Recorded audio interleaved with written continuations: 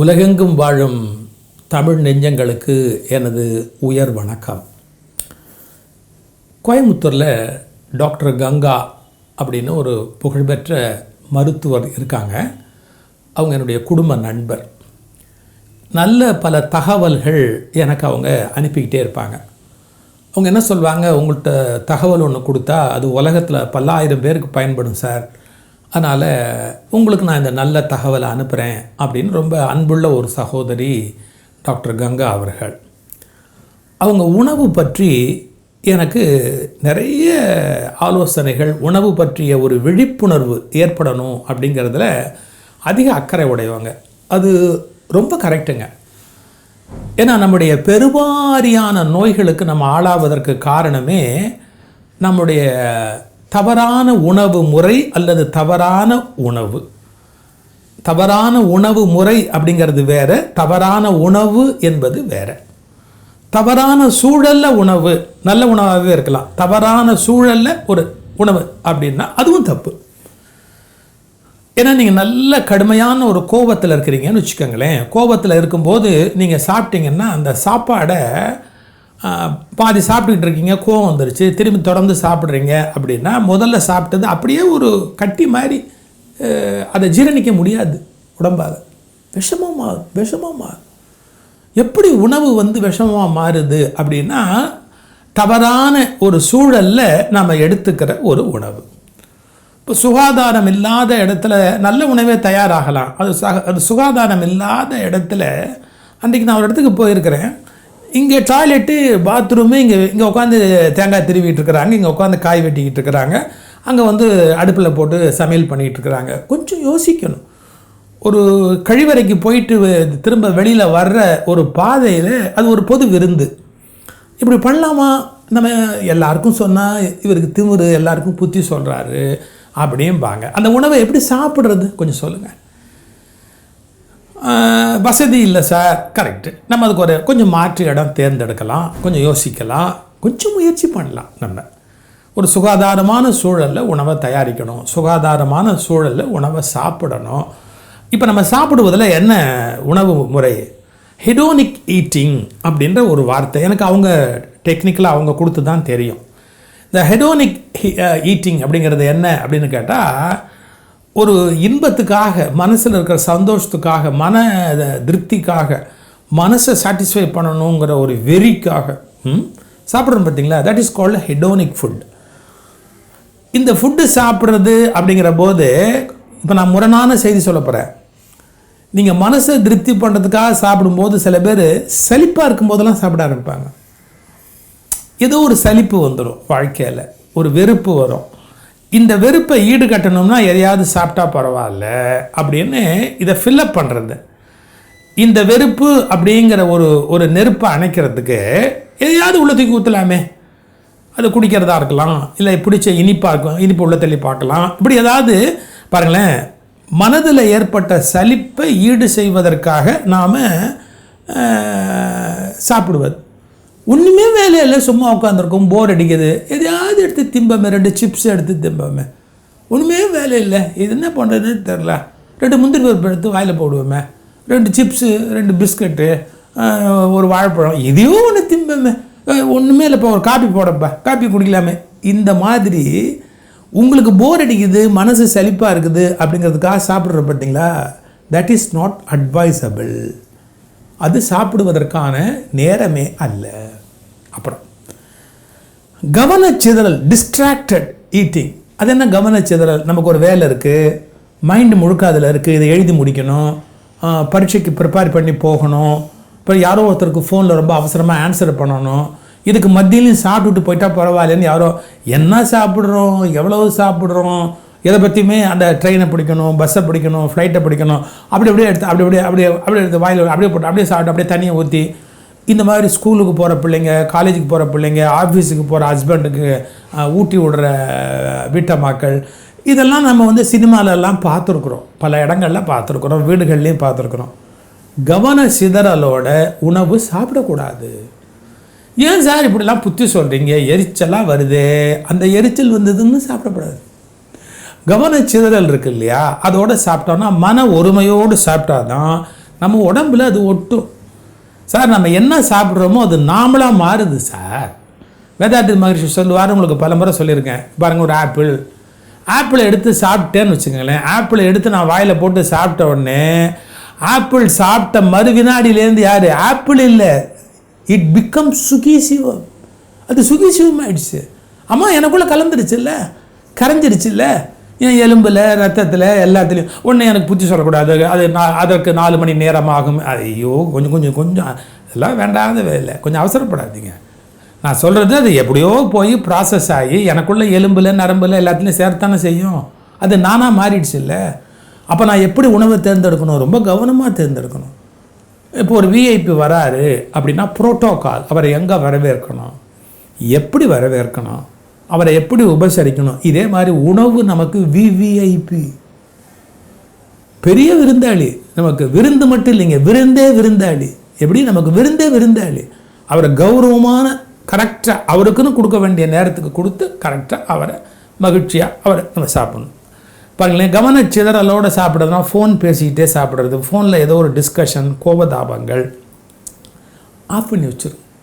நீங்கள் சாப்பிட்ற நேரத்தில் செல்ஃபோனை ஆஃப் பண்ணி அந்தாண்ட வச்சிடும், இல்லை சைலண்ட்டில் போட்டு அந்த பக்கமும் கொண்டு போய் வச்சிடும். என்ன ஆகிட போகுது ஒரு 15 நிமிஷத்தில்? அந்த 15 நிமிஷம் அந்த செல்ஃபோனை ஆஃப் பண்ணி அந்தாண்ட வச்சுட்டு அப்புறமா நம்ம சாப்பிடக்கூடாதா? கவனச்சிதறலோடு சாப்பிடக்கூடாது. டிவி பார்த்துக்கிட்டே சாப்பிடக்கூடாது. இப்போ யாராவது என் யூடியூப் பார்த்துக்கிட்டே சாப்பிட்றீங்கன்னா ஒன்று என் யூடியூப்பை நிறுத்துங்க, இல்லை சாப்பிட்றது நிறுத்துங்க. ஆமாம், நான் அவங்க மேலே இருக்கிற அக்கறையால் சொல்கிறேன். என் யூடியூப்பை பார்த்துக்கிட்டே நீங்கள் இட்லியை உள்ளே தள்ளிட்டு இருந்தீங்கன்னா எனக்கு பண்ணுற துரோகம் இல்லை, உங்களுக்கு பண்ணுற துரோகம். நான் ஏடா கூடமாக உங்களுக்கு புத்தி சொல்லுவேன், அதில் எரிச்சல் வரலாம். அதோட 2 இட்லி உள்ளே போச்சுன்னா உடம்பு என்ன ஆகும்? அதனால் என் யூடியூப் பார்த்துக்கிட்டே சாப்பிட்றவங்களா இருந்தால் கூட ஒன்று என் யூடியூப்பை நிறுத்துங்க, இல்லை இட்லி சாப்பிட்றது நிறுத்துங்க. கை எடுத்து கும்பிட்டுக்கிறேன். ஏன்னா இப்போ புத்தி சொல்கிற போது கூட ரொம்ப யோசித்து சொல்ல வேண்டியிருக்கும். எல்லாருக்கும் கோபம் சுரேல்னு அப்படியே கோபம் வருது. டிவி பார்த்துக்கிட்டே சாப்பிடாது. அப்புறம் உணர்ச்சி வசப்பட்டு ஒன்றது, ரொம்ப அதீதமான மகிழ்ச்சி, ரொம்ப மகிழ்ச்சியில். சார், நான் ஒரு இன்சிடெண்ட் படித்தேன் சார். சாப்பாட்டிலேயே சிரித்து பறையேறி செத்தவன் எவ்வளோ பேர் இருக்கிறான். ஒரு பெரிய அரசரே இறந்துருக்கிறார். சாப்பாட்டில் சந்தோஷத்தில் சிரித்து புறையேறி போய் இறந்துருக்குறாங்க. எவ்வளோ பேர் தெரியுமா? அதனால் ரொம்பவும் உணர்ச்சி வசப்பட்டு உண்ணக்கூடாது. அழுகை நமக்கு ஜாஸ்தியாக இருக்குது, இல்லை சோகம் ஜாஸ்தியாக இருக்குது, இல்லை மகிழ்ச்சி ரொம்ப ஜாஸ்தியாக இருக்குது, அந்த மாதிரி நேரத்துலலாம் உணர்ச்சியோடு சாப்பிடக்கூடாது. அதுலேயும் ரொம்ப முக்கியம், மன அழுத்தத்தோடு சாப்பிடவே கூடாது. இப்போ மன அழுத்தம்னா என்ன? கணவனோட மனைவி சண்டை இருக்கலாம், மனைவியோட கணவன் மனைவி சண்டை இல்லாமல் எப்படி வாழ முடியும் இந்த உலகத்தில்? சண்டை போடுறதுக்குன்னே பிரபஞ்சம் பண்ணி வச்சுருக்க ஏற்பாடு தானே அது. அப்போது அந்த மாதிரி ஒரு உச்ச ஸ்தாயில் கட்டிட்டு கொண்டா சாப்பிட்றேன் அப்படின்றது, அந்த ஒன்று கோவத்தில் சாப்பிட்றது, இல்லாட்டி அழுதுகிட்டே சாப்பிட்றது, இதெல்லாம் என்னன்னா விஷம். நம்ம அமிர்தத்தை விஷமாக ஆக்கிக்கிட்டு இருக்கிறோம்.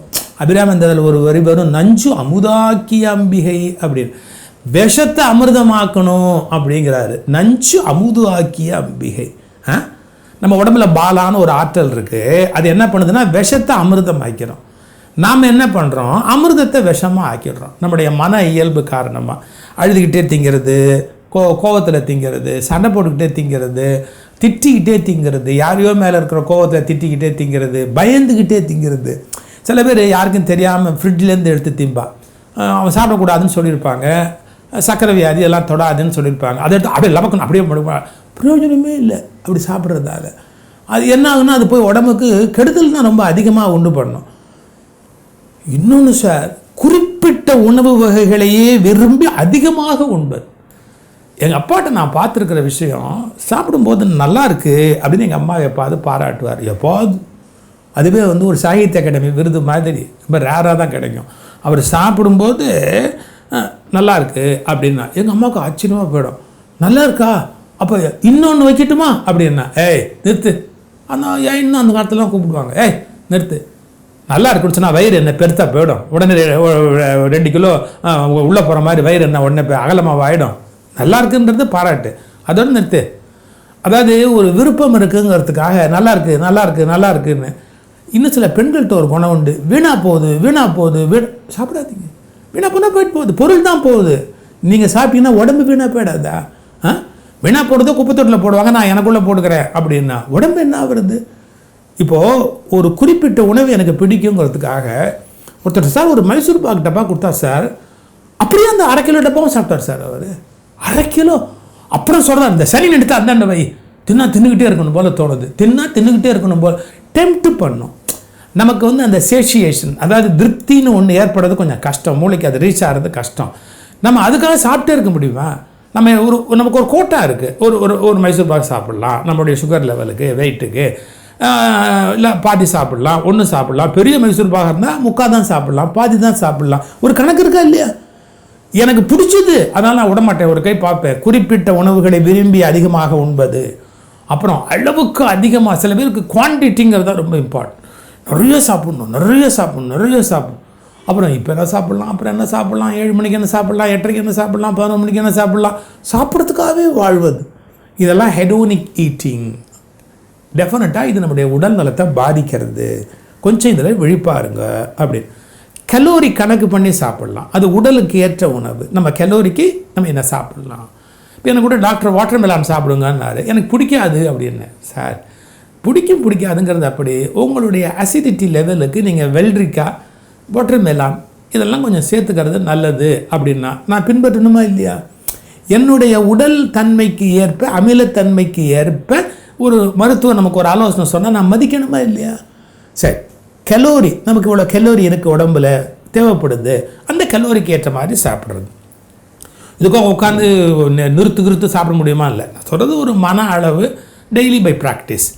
அப்புறம் நம்முடைய என்ன இன்சுலினை தூண்டுற மாதிரியான உணவை எப்போ பார்த்தாலும் அதிகமாக சாப்பிட்டோம்னா பேங்க்ரியாஸ் அதிகமாக வேலை செய்யுது. அதனால் சீக்கிரமாக நாம் வந்து சர்க்கரை நோய்க்கு உள்ளாக வாய்ப்பு இருக்குது.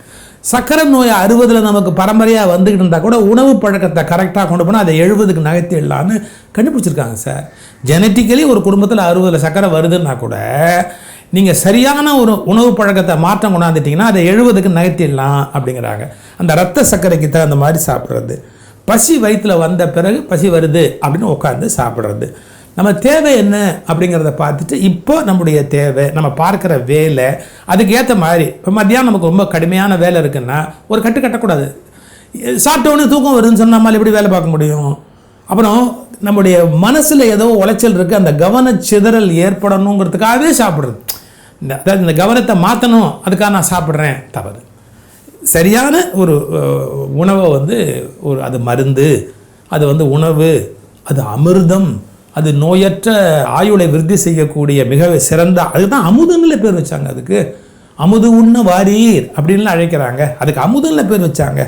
எனவே பசியை கனெக்ட் பண்ணி மிக சரியானபடி சாப்பிடக்கூடியது ஒரு சரியான வாழ்க்கை முறை. எனக்கு டாக்டர் கங்கா அனுப்பிச்ச அந்த தகவலை இந்த இதழ் ஒளிபரவட்டும் இதழில் நாங்கள் வெளியிட்டிருக்கிறோம். இதே மாதிரி அதில் உளவியலுக்கான தகவல்கள்னு 2 பக்கம் இருக்குங்க. ரொம்ப அருமையான விஷயம். ஒன்று சொல்லி நான் நிறுத்திடுறேன். இப்போ 10 பேர் இருக்கும்போது ஒருத்தர் ஜோக் அடிக்கிறாங்கன்னு வச்சுங்களேன். இந்த ஜோக்குக்கு நம்ம சிரிச்சுட்டு யாராவது ஒருத்தரை பார்க்குறோம்னா சைக்காலஜி சொல்கிறான், அங்கே இருக்கிறவங்களில் அவங்க மேலே உங்களுக்கு பிடிப்பு அதிகம் அல்லது பிரியம் அதிகம். ஏன்னா ஒரு சந்தோஷத்தை உடனே நீங்கள் அவங்களோட ஷேர் பண்ணிட்டீங்க, பார்க்குறீங்க, அவ்வளோதான். பட் அந்த சந்தோஷத்தை ஷேர் பண்ணிட்டீங்க. இதெல்லாம் கண்டுபிடிக்கிறதுக்கான வழிமுறை அப்படி 100க்கு 100 கரெக்டாகலாம் தெரியல. பட் உளவியலுக்கான டிப்ஸு இது ஒரு பக்கம் ஒளிபரவட்டமில் இருக்குது. டிஸ்கிரிப்ஷன் பாக்ஸுக்கு போய் ஒரு சொடுக்குனிங்கன்னா ஒளிபரவட்டுமே நீங்கள் படிக்க முடியும்.